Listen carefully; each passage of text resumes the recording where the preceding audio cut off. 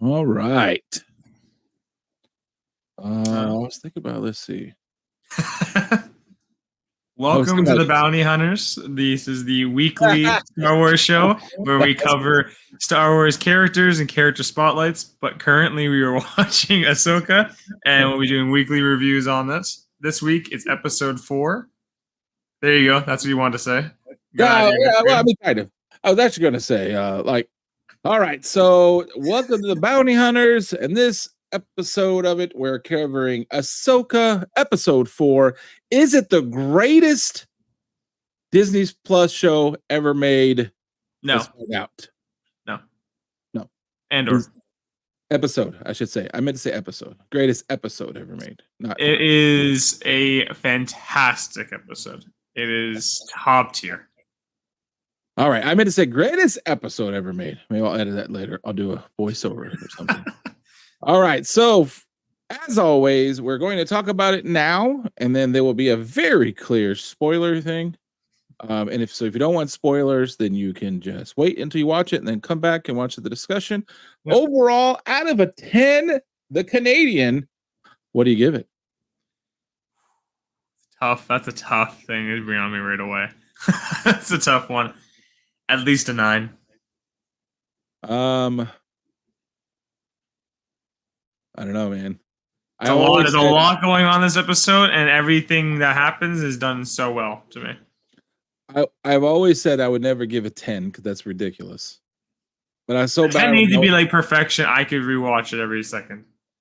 I would say I want to scream out, it was a 10, but I can't because I won't give a 10 out. So like I don't know, 9.89999. This is the first episode of Ahsoka so far where I've actively gone back and rewatched clips of it again, like the Balin fight, the ending, there's a ship scene as well. I went back and watched. Not obviously spoiling anything by saying these things. The Hu Yang scene was pretty good. So a lot of spoiler talk for later. So I would say it's unfortunate that they had to do so much background work to get to this point, to explain what the rebels are. 9.89999 is a perfectly fine score. It is not lame. I did not sell it. I mean, maybe a little bit, but 10 is dangerous because let me tell you another reason why. Because this is a 10, but if the next one's a 2, it's going to make the 10 look really bad. So you got to give yourself. I know enough about Disney Plus now to know that. Anyways, so it's unfortunate they had to kind of do so much building up, because if they could have started this episode right here, added 20 minutes to it, but the 20 minutes goes on the beginning, and just kind of get us here, introduce us to the back. You know what I mean? Like if this is episode 2, I think people would be super hyped for this thing. Maybe 3, because I felt like the setup was important. It also helped flesh out the development of everything. And the time people are so confused because they have no idea who these people are and why they should care. Well, that's why the development's there for those episodes. That's the only issue. Other than that, I think it's amazing. It is the most Star Wars thing that Disney has ever produced. It is not shocking that Disney had almost nothing to do with this. I don't care what anyone tells you. It was Daddy Lucas and Uncle who? Uncle Filoni. Uncle Filoni, and that is who gave us this gem of Star Wars goodness. And I think there's nothing to do but just talk about it. Anything else before we go to the spoilers? Not really. A lot of it's spoilers, so it's hard to really say without spoiling. I guess those spoilers brought to you by my daughter, who will never admit to it, but this is like her first day she was playing the flute. So it's pretty funny that she gets really mad when I play this.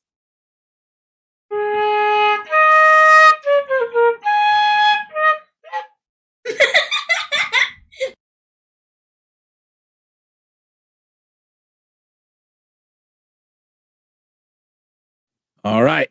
Spoiler time. So, we're still on the planet of Cetos. Yes. That's important, I guess. Yeah. Well, I guess it's just jumping ahead. They decide to go after the star map, and seeing as they're trying to activate it so they can hyper jump. So Hu Yang tells them not to split up. they leave, and before they split up, Hu Yang gets into a fight.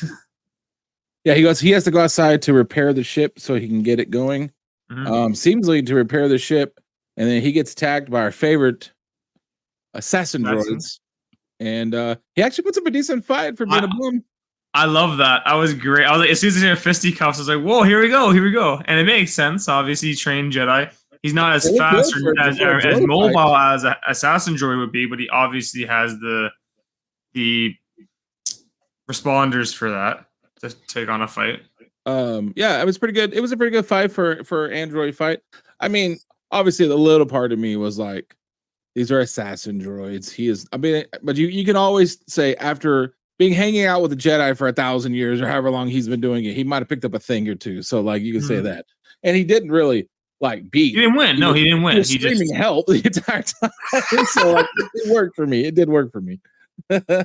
Yeah. They leave, and then they go into the forest, to which we get the first part where it's Maro and Shin versus. Before that, if you don't mind, I actually think there's a part that was surprising me, and then it comes again a little bit later, and it is when they're fighting. Wait a minute.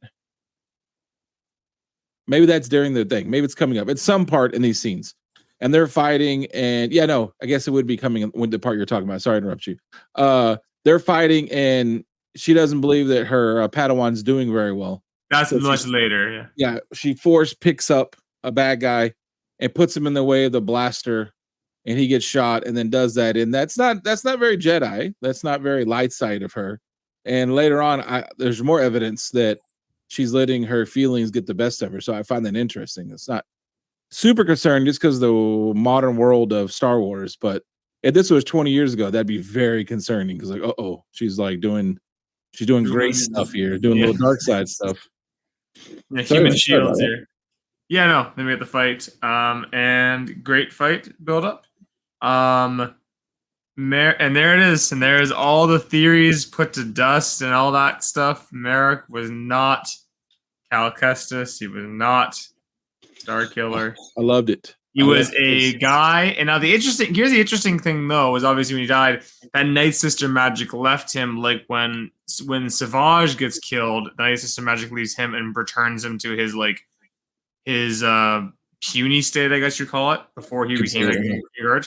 So I mean, you gotta wonder if that was just like a Dathomirian person underneath there, or was the Inquisitor, and then he was basically near death, and she kind of brought. Yeah, because I mean, Savage, I don't know how it works. I don't know how their magic works. I don't know if they work on everybody. No one does. Honestly. Savage was like skinny, and then he got all buff because of the magic. There were steroids in the TARDIS. Steroid magic. So you could have took a normal one and buffed them up, or it could have just been a dead body. We have no idea how it works, but obviously magic was happening there. Yeah. Which overall, if you just go about this right now, we're gonna get into other stuff. But the amount of stuff, here's one of the reasons why I like the amount of stuff that was done in this. I feel like more chances were taken in this episode that seems like Universal people are loving than Disney and maybe even Star Wars for a little bit now have ever taken, like especially in live action. There were so many chances taken. Like we're talking about magic here now. We're talking about at the end, we'll talk about something else. We're talking about a lot of stuff that really hasn't been seen live action, and if you're not a cartoon or a comic book fan, you don't know what you're like, what the hell is going on? And I just laughed at that part because Disney has done this from the beginning, starting back with Ray's goofy ass all the way to here, where people are like, I know what it is. I looked at the way the moon lined up with the sun, and I transposed that onto a comic book, and it's going to be fill in the blank. And it's never is. It's just not. Kills me. I think it is. Again, as we talked last episode, it would be cool if it was one of those things, but we also agreed that it'd be cool if it was just a new character entirely. Especially as the Inquisitor, right? Although part of me, as fast as he died, I'll just say this. I still plan on getting his black suit. I did not immediately go out and pre-order it like I might have if it had been a way cooler fight, or if he, didn't get poked like a balloon in his. Well, I like that they went the classic Maul Obi-Wan, where is like the quick one swipe over, right? She pulled it, right? She pulled the overhand, just sitting there waiting him out while he did that. Yeah. It was so cool. Like they did that. He was spinning it. That was so cool. I really like that. Mm-hmm. And then Shin versus Sabine, great. good amount of action. I like that Sabine immediately went into just Mandalorian attacking blasters and everything, and only resorted back to the lightsaber as soon as the distance was too closed. And also, what I did like about that too is that she was clearly way better Mandalorian than she was when she switched back to a lightsaber. The only thing that I would say, there was one negative that I saw in this. It's not negative. I understand. You're making a TV show and you're paying these actors a lot of money. But you had to knock the helmet off. And the helmet rolled off so easily, as like she didn't buckle her chin strap when she's playing football or something. I was like, that's how easy a Mandalorian helmet falls off. We got problems. I also like, when she got pissed off and just forced threw her into the tree. I was like, damn, that must have hurt. But and the fight continues and whatnot, and the what's it called? We get Ahsoka going on over to the star map area. And then I did like the fact when she's on the ground, she has a lightsaber. She puts her hand up as if she's going to use force. Yeah, sorry, that was my brain was blocking. And the chick hesitates, and she's like she doesn't know what to do. And then she just boop, and she shoots the Mandalorian stuff. That was so good, yeah. Really good. And that's Shin just taunts her like, "You're nothing. You can't do crap to me." And then just. And as we see there, Ahsoka running at the star map, I believe we do get a gorgeous shot. Yeah, we get a little bit of shot of the fact that our favorite general, is not holding strong. She's going AWOL here. She's going on her own. I love. She's like, I'm doing what I want. I'm sorry. I'm doing that thing. And what is she in? What kind of? That was an interesting looking ship. What ship does she? I mean, it looks like a recent HasLabs toy that came out. Yeah. So she got into the Ghost, and we get to see the Ghost proper this time. Cool. I was fanboying out for the Ghost when I saw it. Yeah, we saw the Phantom in episode 2, and this is the time we see the Ghost. Yeah, so I was fanboying out, and I also noticed. Did you see your boy? Jason has the shoulder. Yeah, so people point that out. He has the shoulder pauldron. I don't know if it's dad's. It's probably too big to be. It's probably too small to be his dad's. But it should be. It'd be really funny if it was just a mask. He's got this giant shoulder pad on. Like he's wearing his big brother's football gear. He just. So then we see that there's I think there's 5 X-Wings come with her, and we got the so she ends up getting 5 X-Wings with her. They go AWOL. She's like, screw it, I'm doing my stuff. I'm bringing Chopper with me. I'm bringing my child into a war zone. We're going. This alert can't be mama. And then we they leave, and then completely surprised me was seeing it's like, oh, Carson, and I'm like, okay, Carson. And then it cuts back. I'm like, oh, our boy is here. You know, the only part that kind of bothered me a little bit about that was, where's my purple guy at? Like, if we're doing this, that was the one thing I wanted to bring up to you, because he's there, and I'm like, wait, realistically, where Zeb should be? What I think's happening is, okay, there's 2 things. One, he's probably so expensive to do, right? God knows to be doing that. I don't want to hear the price of that. Get out of here. I want to hear. I know. So what they're doing is they're probably like, this happens. This is what we talk about in a minute, and then when the dust settles, Hera's probably gonna be like, okay, I need to go reunite part of the gang. So she's gonna go get Zeb to help rescue Sabine, her friend, right? But anyways, I'm getting ahead of myself. But yeah, he's there, which is really fun. What I did find about it, I looked it up. Sorry, I looked it up, and most of those X-Wing pilots are like stunt people who do stuff. So they kind of gave them little pats on the back for all the work they do. And that was kind of cool. Like, it wasn't just, the new stuntman could be X-Wing pilot number 1. X-Wing pilot. Yeah, it was actually like people who do some of the stuff, some of the hard work in the background. I thought that was kind of cool. They did that. Mm-hmm.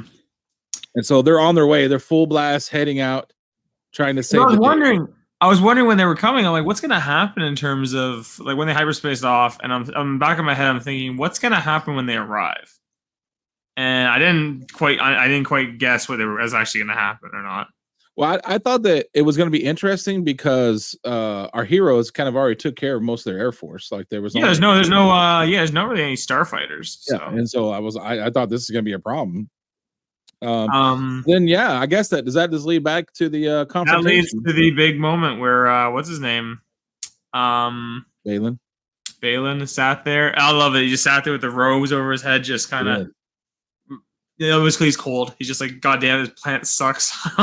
It's so cool. Like, it's so unnecessary if you think about it in the real world. But that whole scene of him just waiting there with the robes, it was so It was so Star Wars. Like I'm probably gonna say that a lot, but it was so Star Wars. You're like, what would he be sitting there waiting? Why wouldn't he be like ready to ambush or whatever? No, he's a man of honor. He was sitting there waiting, knowing she was coming.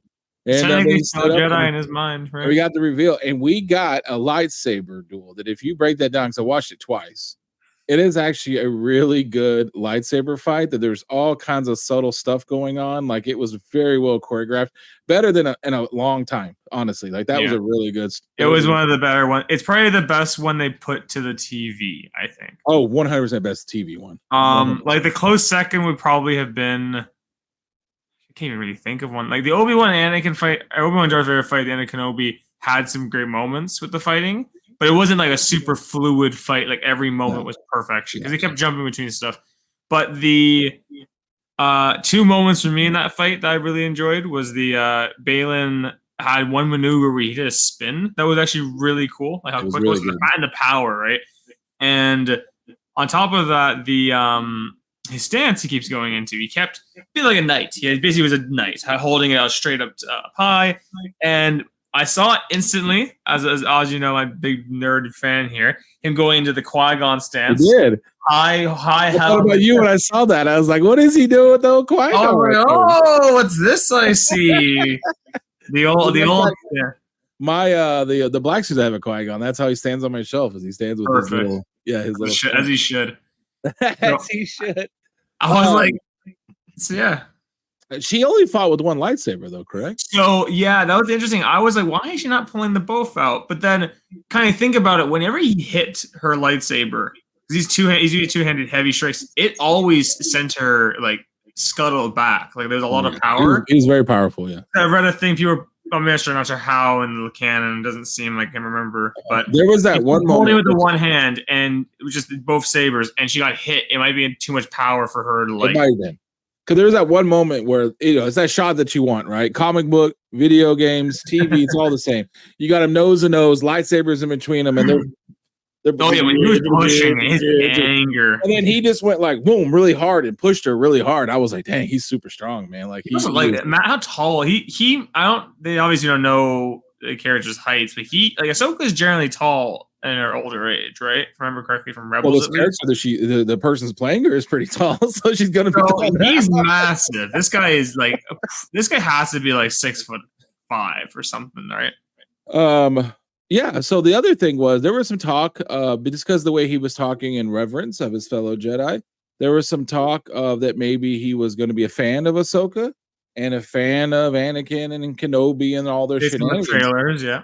And when he walks up, he says, Anakin spoke highly of you, which seems to be the Jedi. Whenever you meet a Padawan, the Jedi greeting is always, oh, your master spoke highly of you. And although it's kind of I don't want to say lame, it's a perfect response that I would have seen Ahsoka do in the cartoons or anything else. But she's like, "Oh, weird. He never spoke of you," because she's always been snappy. She's always been kind of a smart ass. So like that's perfect. Yeah, I was like, that's pretty funny because it was kind of obvious. He was never created. He wasn't created. Sorry. Oh, I wasn't created back then, so I never really was around for that. But and he's just like, yeah, we all knew Anakin the Order, which makes sense. This guy running around. If you didn't, then where were you? This for the past And then he said, he basically was like, everyone know you and your master. You have destruction and death that follow you. You have a terrorist record that was expunged. And then he said, and look what he became or whatever. So that's when we got the reveal that he knows damn good and well who Anakin became. And I thought that was pretty big. Like that was kind of a big. But it wasn't surprising just because of how he's been in the circles he's been running around in. It's not surprising whether he found out another way. By now, the big blue guy that we're waiting on, he knew a long time ago. Yeah. So maybe he told Morgan and Morgan kind of told him back to him. This isn't as like eye-opening and alarming as whenever a certain Kenobi show where like, oh, everyone seemed to know. And I was like, what are you doing? This is ridiculous. This made more sense to me.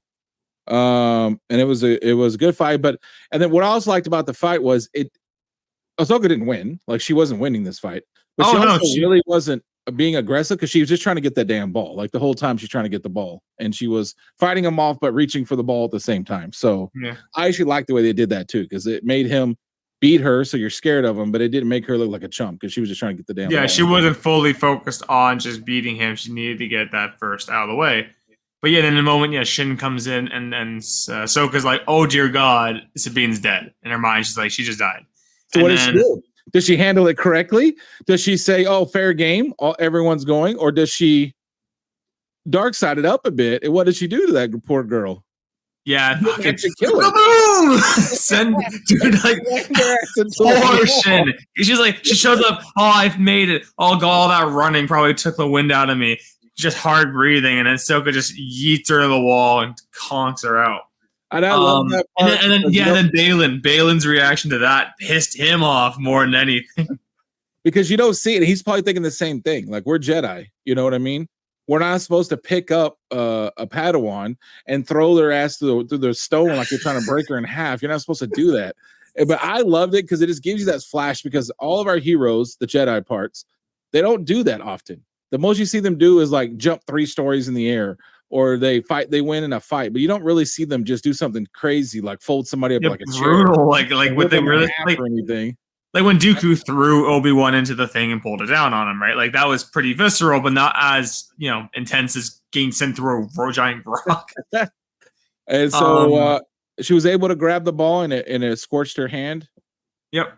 We might talk about that off camera. Oh, you talk about it here. They better not Indiana Jones it. They better. I think it was just the. What you mean? Like it's on her hand? They better not Indiana Jones it. They better not, because they love to go back and do stuff. They better not. Like maybe they just show it in a scene to be funny, but it better not be a plot point.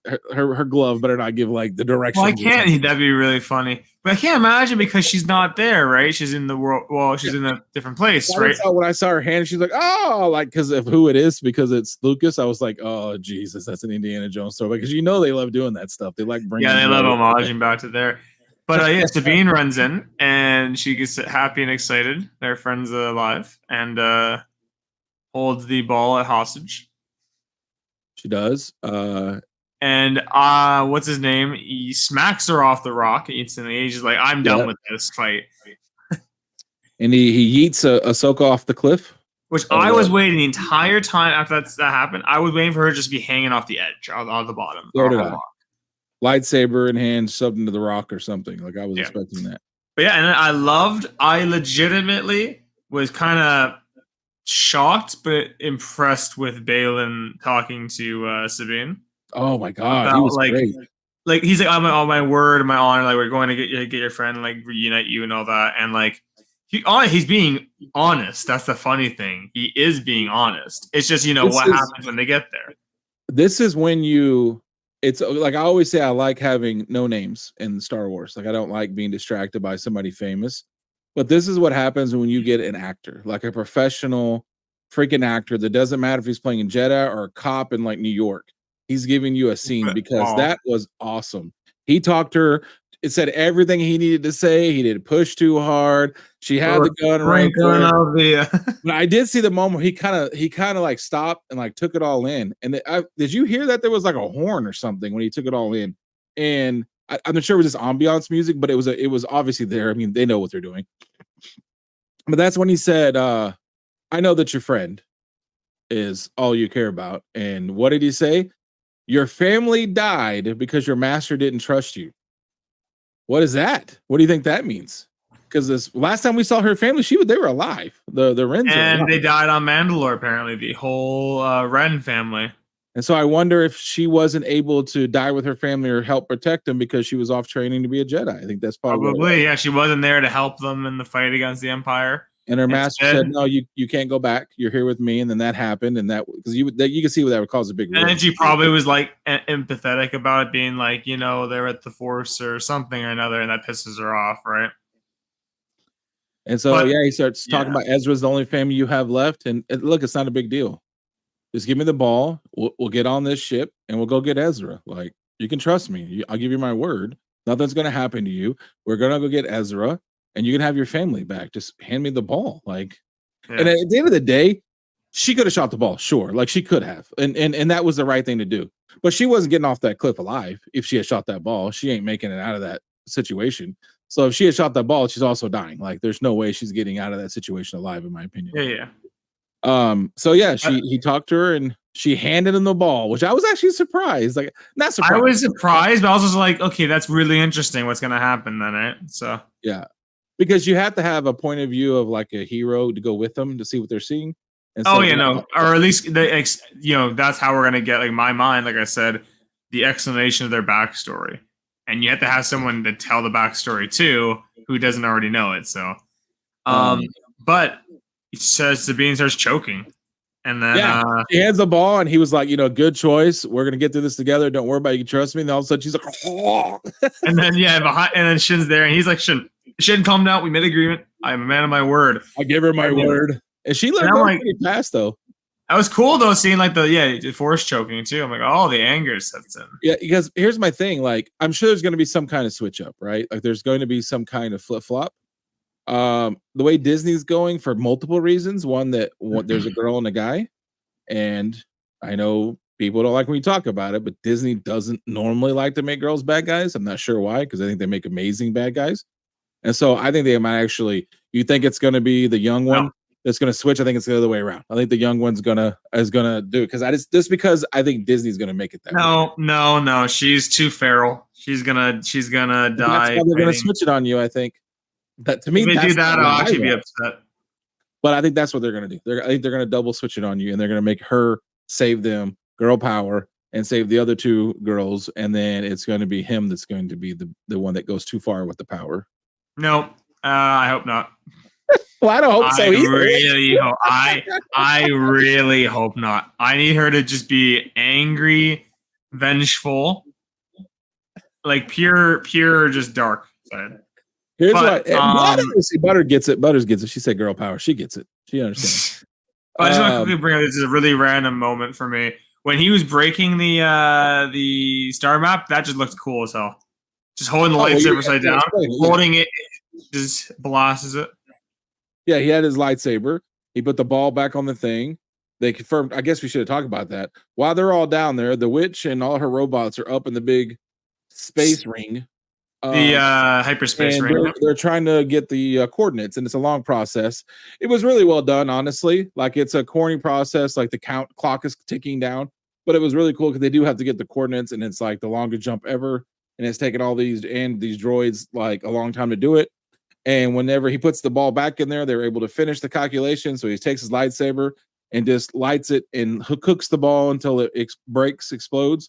Yeah, and that was a very cool moment. Like, that was really cool.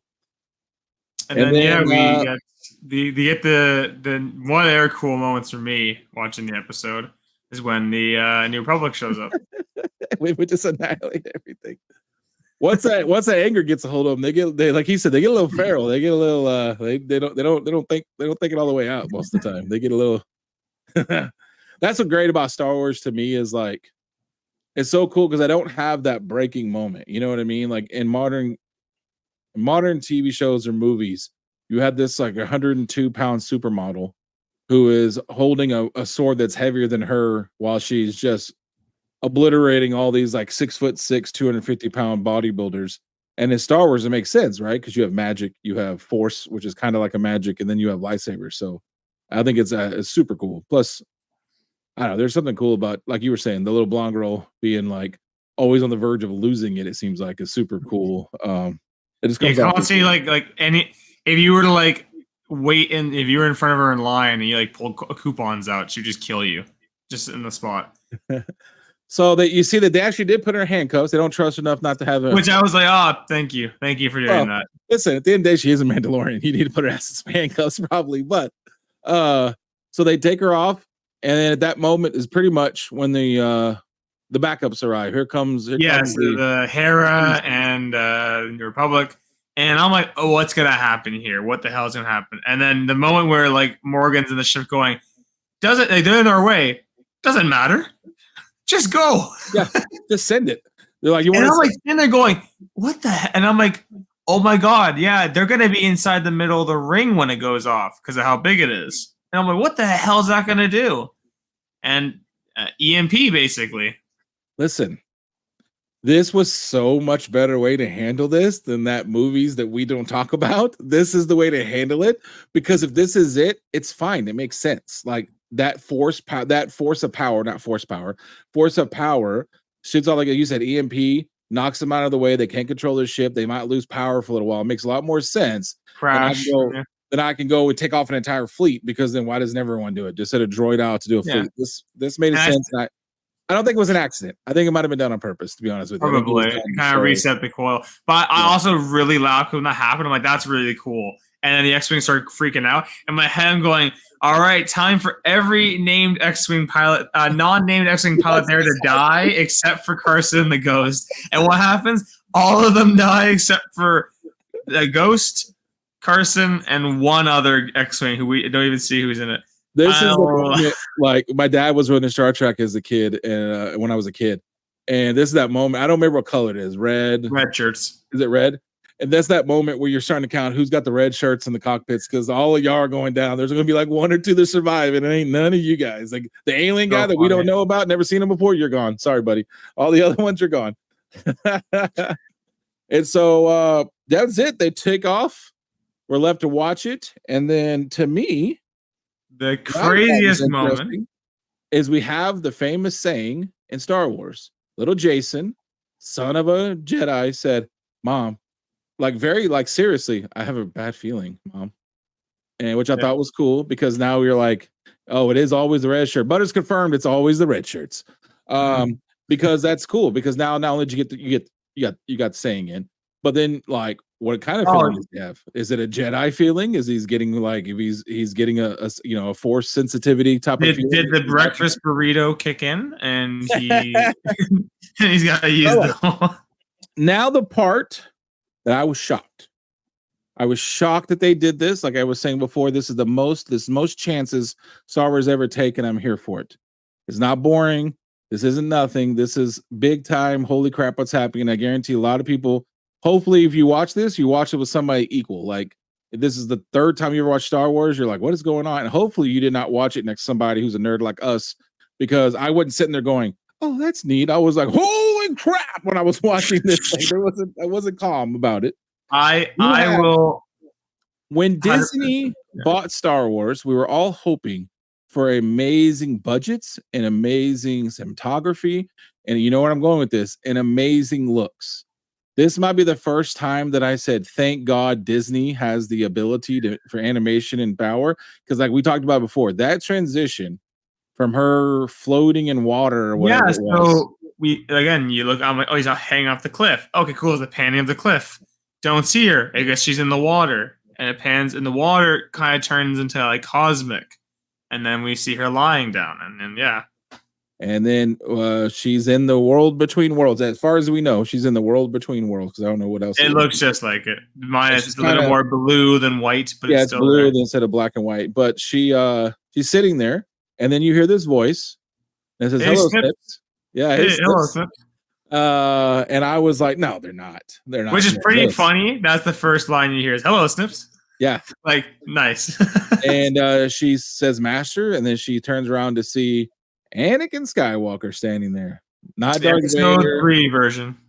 Yes, with his about to go bad. Perfect hair. Yeah, perfect hair. He's obviously been de-aged. It was noticeable. So I thought that was interesting because my thought was when I saw that, I was like, at first I'm like, no, that's awesome. It does look a little like he's got Anakin. You got a lot of makeup on you. It looks. But I would say also that it's not, to me, it was at first I was like, oh wow, he was de-aged, and you notice it. But then because of where they're at and the weird world they're in, like I don't think it was like took me out of the moment, just because you don't even know, like we were talking about before we came on. The only thing we really talked about is that even Anakin? Is it Anakin? What part of it is Anakin? Is it a Force ghost? Is it her? Is it just in her head? Like it's in her like what does all this mean? So yeah. And my thing is, so when I saw that as well, I was thinking about it. I'm like, well, the thing is when we first saw Hayden come back, because Anakin was in Obi-Wan Kenobi, and we saw him in the episode 2 get up. And they didn't do anything to him. They gave him a little bit of makeup, but he visibly, you look at it and you go, okay, that's obviously Hayden. It's awesome. He's not the same as he looks there because he's older. You can see all the wrinkles and lines. He's not as tanned. So, like, they didn't do age him, which is like fair. It's fair they did that. So, but they got a lot of people will complain that he just looked too old, right? So, I guess they course corrected the other direction. We're like, okay, we're gonna have him here again, let's just de-age him then, just so no one complains. But then like obviously people are gonna complain about the effect looking a little too smooth. Yeah, I mean it was fine. Like I got. Again, I'm curious to see how the next one's gonna go with. I mean, I obviously noticed he was de-aged, so maybe you went a little too far. We know as well. In our minds, we know he doesn't look. He doesn't look like that. That was 10 years ago, almost. And the one thing I will say about it is, if you don't know the World Between Worlds, I would probably say watch a YouTube. Which is weird because I have YouTube, so I should probably have done something about it beforehand, but I did not, because it's a complicated thing. It's a Force thing. It's just a way out there thing that was only done in a cartoon. It would be a lot to go into right now, so I would suggest watching. There's got to be probably 1,000 videos going. Essentially, the reason why it's important is because in Rebels, when Ahsoka fought Vader, she died. And then Ezra accessed this world through some stuff, lots of lore, and he managed to, in between time and space, pulled her out of that moment just before she died, and brought her back into, like, back to life essentially. Like she didn't die technically; she was pulled out of time before then. So the idea of that is that this is important to her specifically as well, and the idea that, what else can this interdimensional thing provide? Yeah, I guess the best way to explain it is it's a place in between places, obviously, where all world between worlds. Literally, all the things happen, past and present, and probably future, and the Force kind of wills you to see what you need to see while you're in there. Like you can't just it's not just like, okay, you can't here 3 BBY. Let me go back to this date here. No, it's just the Force chooses for you what you need to see. But what I would say about Anakin was, it appeared to be, it was hard to see. I watched it twice, and then I looked at a couple of pictures online. It appears to be a Darth Vader's, not Anakin's. There's a color difference, a darker version. Yeah, it's not as chrome as his lightsaber is. And they definitely did, and it was awesome. If you didn't catch it the first time, because I was still going, holy crap, whenever I heard it, and I heard it the last second. They did the Imperial March and a very low, like boom, like it was really cool. So I don't think that those two things are there for any reason. There has to be a reason why he's in basically right to be Darth Vader robes when he was still Anakin, but we're about to switch up, and then they played the music. So clearly there's something going on more so than we know. And that's pretty much it, ladies and gentlemen. That is, in my opinion, the best TV show that Disney Plus has done for Star Wars. Just Star Wars. Episode, you mean? Yeah, episode. Sorry, episode. Because Mandalorian had great episodes, but they were Mandalorian episodes, and I didn't get like a whimsical Star Wars thing. Like this to me was that for me. This was like, that's the episode of Star Wars that was like the most Star Wars, if that makes sense. That's why I would say it was the best Star Wars thing, because I'm sure I could think of 1,000, not 1,000 obviously, but like 12 probably Mandalorian episodes that were awesome, and I was excited about them. But yeah, and I think that's it. Yeah, definitely super excited for the next episode. What's gonna happen?